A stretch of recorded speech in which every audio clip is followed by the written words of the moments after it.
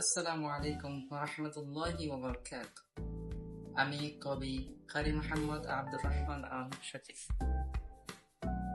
আজকে আমার একটি কবিতা বাংলা কবিতা.com ওয়েবসাইটে প্রকাশিত হয়েছে। কবিতাটির নাম হচ্ছে গরিবের কুরবানি ঈদ। আমি এখন কবিতাটি আবৃত্তি করছি।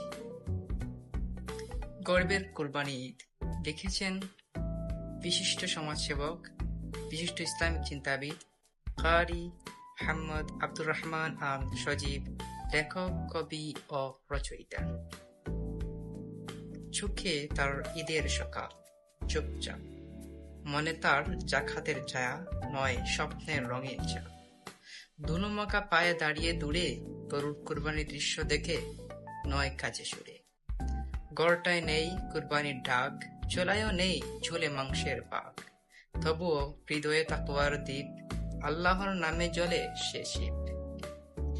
ঈদ আসে ধনী সাজে, গোশতের থালা হাতে, আর সে দাঁড়ায় হাসি মুখে, লজ্জা দেখে খোদা আর রাতে।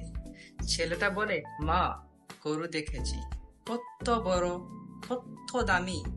মা চোখ মুছে, বাবা তোমার তসবিহ তো কুরবানি। নতুন জামা নেই কোন, তবুও ঈমান তার পূর্ণধন। গরিব হলেও ঈমানদার, সে তো জানে কুরবানির সার। কুরবানি তো শুধু পশু নয়, আত্মা, আশা সব বিসর্জন হয়।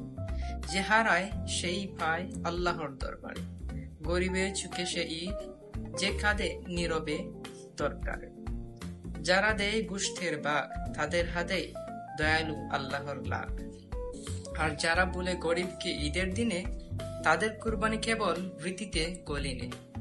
তবুও সে শিশুটি মাকে জড়িয়ে কাঁদে, মা আমার ঈদ কি কম, মা আমার ঈদ কি কম শুধু এই পেছনে দাঁড়িয়ে দেখা গরুতে। গোশতের হাড্ডি চাই না মা, গোশতের হাড্ডি চাই না মা, তাকওয়ার জড়ানো তোমার চোখের দোয়াই হোক আমার ঈদের খুশি। ঈদ মুবারক। আসুন পবিত্র ঈদুল আজহার কুরবানি ধনী গরিব মিলেমিশে সবার মাঝে সমান আনন্দে ভাগাভাগি করে নেই। আসসালামু আলাইকুম ওয়া রাহমাতুল্লাহ।